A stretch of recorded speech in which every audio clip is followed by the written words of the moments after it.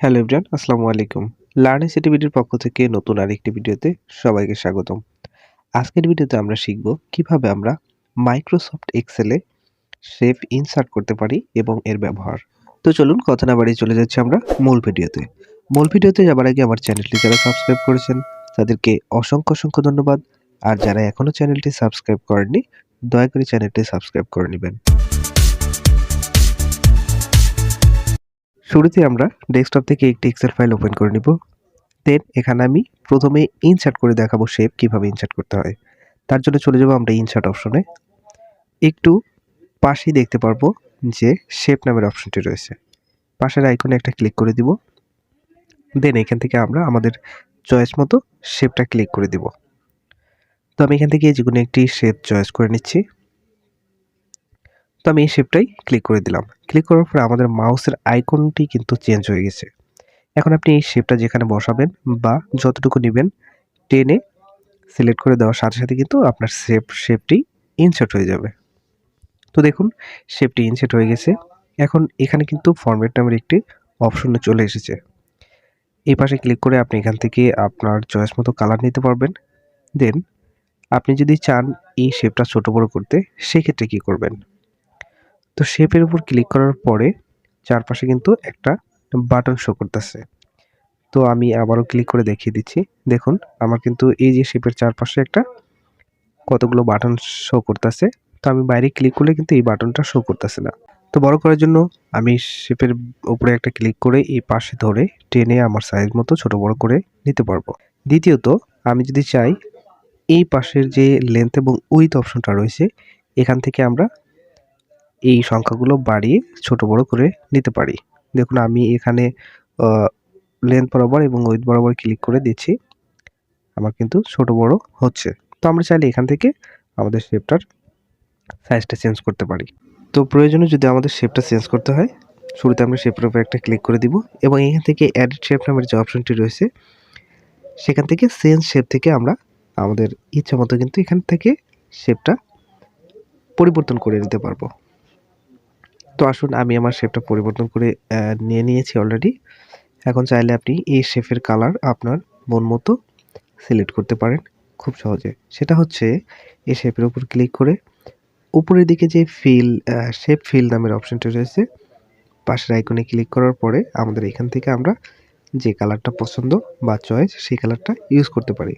চাইলে আপনি আপনার শেপের আউটলাইন যে কালারটি রয়েছে চারপাশের বৃত্ত আকারের যেটা সেই কালারটা কিন্তু চেঞ্জ করতে পারেন। এই যে শেপ আউটলাইন থেকে এখান থেকে যে কালারটি আপনি সিলেক্ট করবেন সেই কালারটি হয়ে যাবে। দেখুন আমার কিন্তু চারপাশে আমি লাল কালারটা সিলেক্ট করেছি, আমার কিন্তু বর্ডারটা লাল চলে এসেছে। তো শেপ ইফেক্ট ক্যাট কি সেটা বলে দিচ্ছি।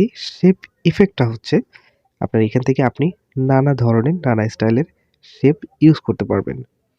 তো এখান থেকে আপনার যেটা চয়েস সেটা কিন্তু খুব সহজে নিয়ে আপনি ব্যবহার করতে পারবেন। একটু নিচের দিকে আসুন, দেখুন এখানে আমাদের 3D অপশন রয়েছে। তো চাইলে আমরা এই 3D তে ক্লিক করে আমাদের 3D শেপটা ইউজ করতে পারি। তো যদি আমরা একসাথে দুটি শেপ ইউজ করতে চাই তাহলে ধরুন আমি এই শেপটা এটার সাথে ইউজ করতে চাচ্ছি এবং পাশাপাশি দুটি এভাবে রাখতে চাচ্ছি। তো এটা আমরা কিভাবে রাখবো? যদি কখনো এটা আমাদের নড়চড় হয়ে যায় তাহলে কিন্তু আমাদের দ্বিতীয় শেপটা যার জায়গায় সেটা রয়ে যাবে। তো তার আগে আমি দেখিয়ে দিচ্ছি এই শেপটার নিচে বা এই শেপটার উপরে আগের শেপটা কিভাবে উঠাবেন। তার জন্য এখান থেকে আমরা ব্রিং ফরওয়ার্ড নামের যে অপশনটি রয়েছে সেইখান থেকে সেন্ড ব্যাকগ্রাউন্ড এখানে একটা ক্লিক করে দিব। তো সেন্ড ব্যাকগ্রাউন্ডে ক্লিক করার পরে দেখুন আমার কিন্তু প্রথম যে শেপটা সেটা কিন্তু এই শেপটার উপরে শো করতেছে। তো এখান থেকে আপনারা চাইলে যে শেপটা উপরে দরকার, যে শেপটা নিচে দরকার সেটা ইউজ করতে পারবেন। নেক্সট আমরা যেটা শিখব কিভাবে আমরা এই দুটি শেপ গ্রুপ করব। গ্রুপটা কি সেটা আমরা গ্রুপ করার পরেই বুঝতে পারবো। তার জন্য দুটি শেপ একসাথে সিলেক্ট করে নিব। দেন এখান থেকে গ্রুপ অপশনে একটা ক্লিক করে দিব। শুরুতে যে অপশনটি রয়েছে গ্রুপ সেটাতে একটা ক্লিক করব। ক্লিক করার পরে এখন দেখুন দুটি শেপ মিলে কিন্তু আমার একটা রাউন্ড হয়ে গেছে।